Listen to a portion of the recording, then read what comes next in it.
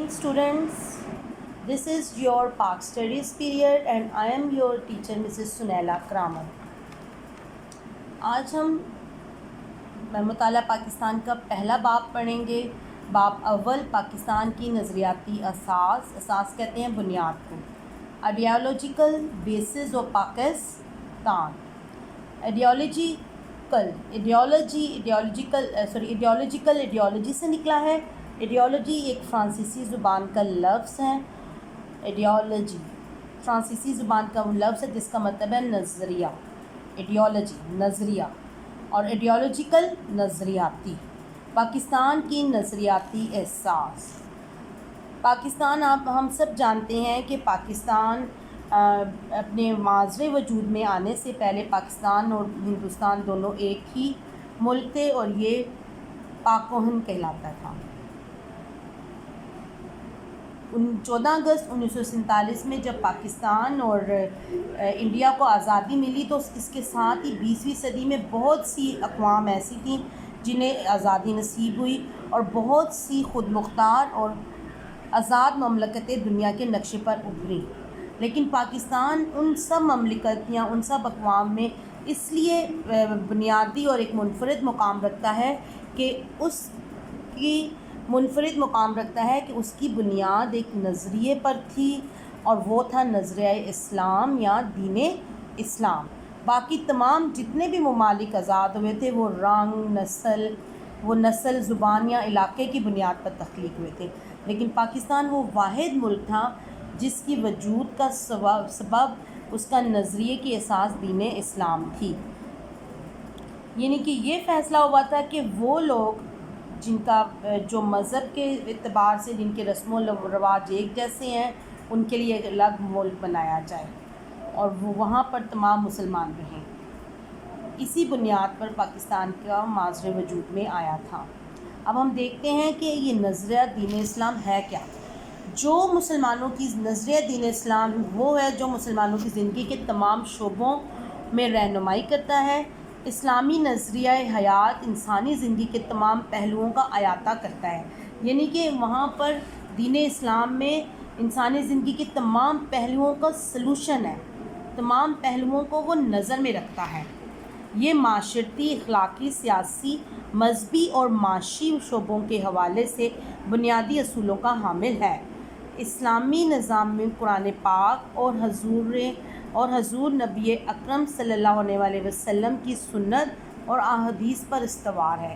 یہی نظام پاکستان کی بنیاد ہے. یعنی کہ پاکستان اسلام کے اصولوں کے مطابق بنایا ہے اور اس میں یعنی کہ یہ اسلامی قوانین رائج ہیں، اسلام کے قوانین رائج ہیں اور اسی لیے یہ اسلامی نظریے پر ہے. اب ہم پڑھتے ہیں نظریہ یا آئیڈیالوجی ہوتا کیا ہے. جیسے کہ میں آپ کو پہلے بتا چکی ہوں کہ لفظ نظریہ جو کہ انگریزی زبان ایڈیالوجی کہا جاتا ہے. نظریے سے مراد ہے ایسا ضابطہ یا پروگرام جس کی بنیاد پر فلسفہ یا تفکر پر رکھی گئی اور انسانی زندگی کے مختلف پہلوؤں مثلا سیاسی، معاشرتی اور تہذیبی مسائل کے حل کے لیے کوئی منصوبہ بنایا گیا ہے. نظریہ یہ ہوتا ہے کہ جس پہ کسی بھی ملک کے سیاسی، معاشرتی اور تہذیبی مسائل ہوتے ہیں ان کے متعلق ایک حل شدہ منصوبے کو ہم کیا بولتے ہیں؟ نظریہ.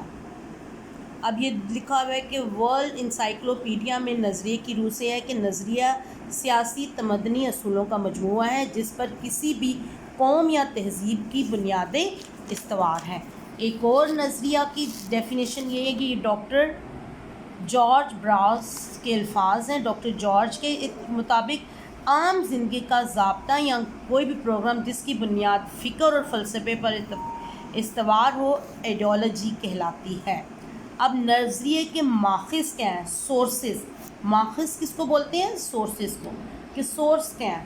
کہ وہ کون سی سورسز ہیں جن کی بنیاد پر ایک نظریہ معاصر وجود میں نظریے کے ماخذ سورسز آف ایڈیالوجی. درج ذیل عناصر کی وجہ سے لوگوں میں نظریات کی تشکیل ہوتی ہے. مشترکہ مذہب یا کامن ریلیجن. محض چند عبادات کا مجموعہ ہی نہیں ہوتا بلکہ یہ پوری معاشی زندگی پر گہرے اثرات رکھتا ہے.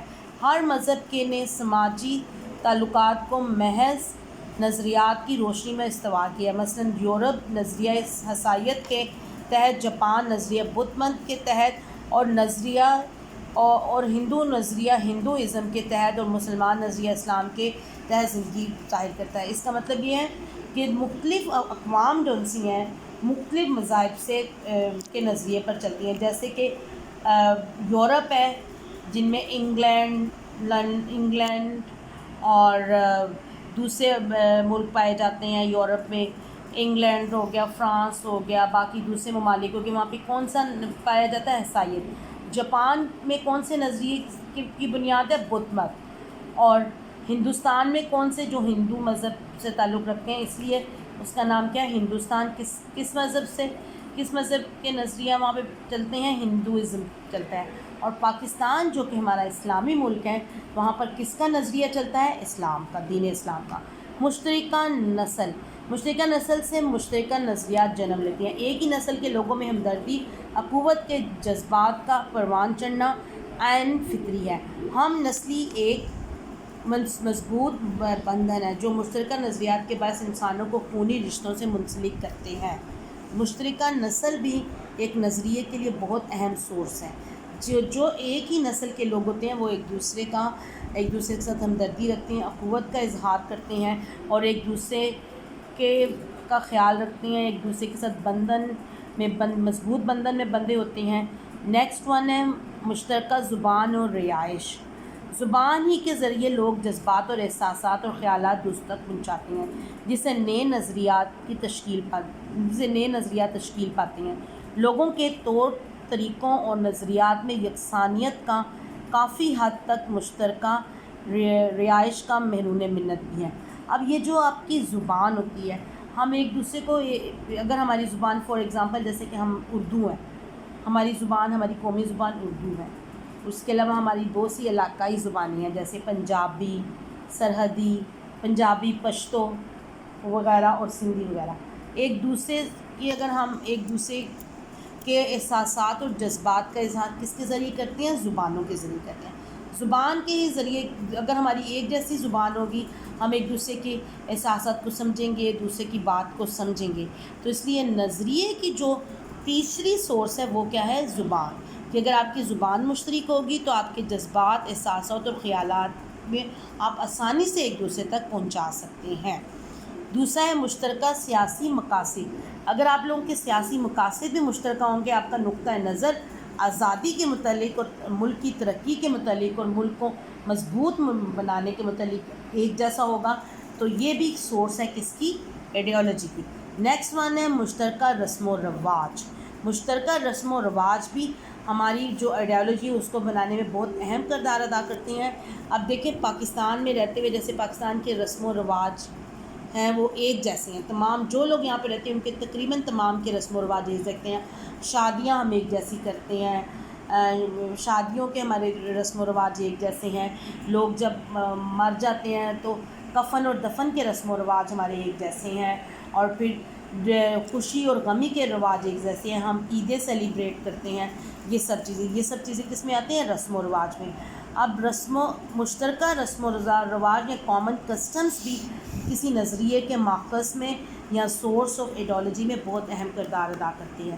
یہ تو ہے سورس آف آئیڈیالوجی. اب نیکسٹ ہے نظریے کی اہمیت کہ سگنیفیکنس آف آئیڈیالوجی.